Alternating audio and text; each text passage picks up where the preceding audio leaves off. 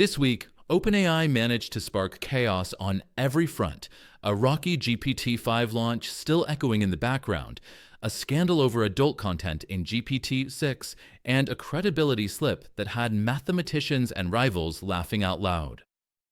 Sam Altman's promised scientific revolution, Google's quiet comeback, and an AI ethics storm all collided, making this one of the wildest chapters yet in the race for control over artificial intelligence. GPT-5 landed in August, and reactions were rough. People expected a moonshot, and got what felt like a careful step.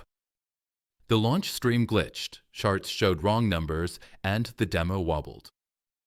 Inside OpenAI, though, the framing was different. They see GPT-5 as a real research assistant, a tireless tutor, a smarter front end to search, and a tool pushing real science forward. Sam Altman later said, "The vibes at launch were bad and then flipped." Critics like Gary Marcus called the upgrades incremental, faster and cheaper, yes, but not smarter. Greg Brockman countered, "The real gains came from human feedback and fine-tuned reasoning." And Mark Chen pointed to quiet wins like GPT-5 soaring from top 200 to top 5 in math Olympiad benchmarks.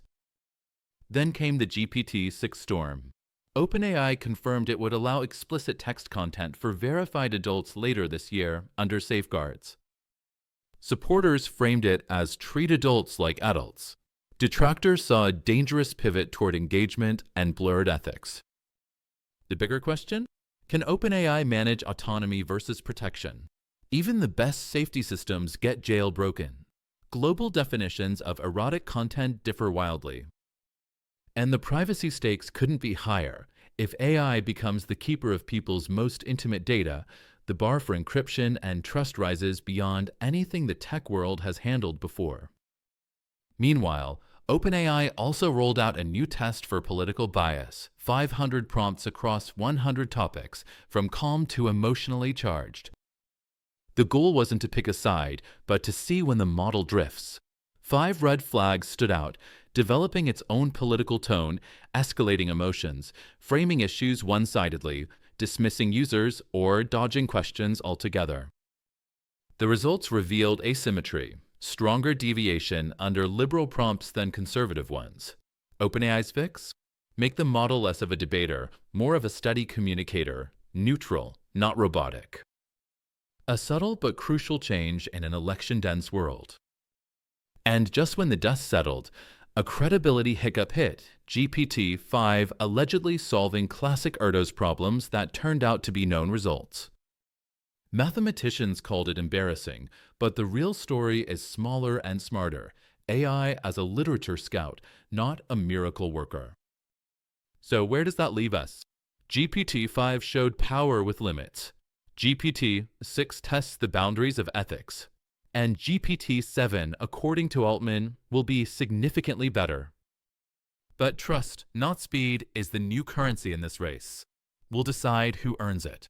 OpenAI has experienced a tumultuous few weeks, marked by bias tests, mathematical missteps, Google's strategic resurgence, and new debates over adult content.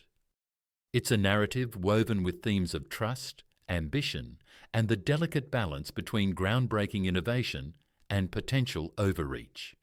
Let's delve into the recent events. A key finding that garnered significant attention was the asymmetry observed under strong liberal prompts, where GPT-5 showed greater deviation compared to equally strong conservative prompts. OpenAI's proposed solution isn't to transform ChatGPT into a fact-checker, but rather a behavioral adjustment, training it to be a steady communicator, less opinionated, and one that neither flatters nor opposes a user's political stance. This directly targets what insiders refer to as sycophancy, the model's tendency to agree with users to gain reward points during its training phase. The ultimate objective is to prevent the AI from adapting its moral temperature based on the loudest voices, ensuring a more consistent and unbiased interaction. Then came a significant reality check. An OpenAI manager initially claimed GPT-5 had successfully solved multiple classic Erdos problems, hinting at a major mathematical breakthrough. However, mathematicians quickly debunked this. Thomas Bloom, curator of erdosprobs.com, clarified that open simply meant he personally didn't know the solution, not that the problem was globally unsolved. GPT-5 had merely identified known results. Nami Savis labelled it embarrassing, and Jan LeCun openly mocked the hype surrounding the claim. The post was subsequently removed, and the story distilled to its core truth. GPT-5 excels as a brilliant literature scout, adept at finding buried information, but it is not a theorem solver. Ultimately, humans remain crucial for judging the significance and validity of what the AI uncovers. Meanwhile, Google strategically played the long game. At Salesforce's annual event, Mark Benioff questioned Sundar Pichai about a small San Francisco startup stealing the spotlight in 2022. Pichai conceded that Google already possessed a chatbot, but it hadn't met their stringent brand standards. However, the day ChatGPT launched, that strategic calculus dramatically shifted. Internally at Google, the situation was immediately escalated to code red, signalling an urgent and critical response. Now Google is expanding beyond just models, investing heavily in in-house chips, massive AI infrastructure, and a clean energy hub in India. This Indian investment represents Google's largest outside the US, with Gemini 3.0 slated for release later this year. This signifies that their next major move is more than just a product. It's about reclaiming their reputation in the AI landscape. Back at OpenAI, another controversy emerged. Sam Altman clarified the new adult content policy. ChatGPT would permit explicit text for verified adults under strict safeguards. The intention was to grant adults more control without compromising protection for minors or vulnerable users. However, critics remained unconvinced. Advocacy groups cautioned that synthetic intimacy could still harm adults, blurring the lines between AI and genuine emotion. They argued the move was primarily commercial, with ethical considerations secondary.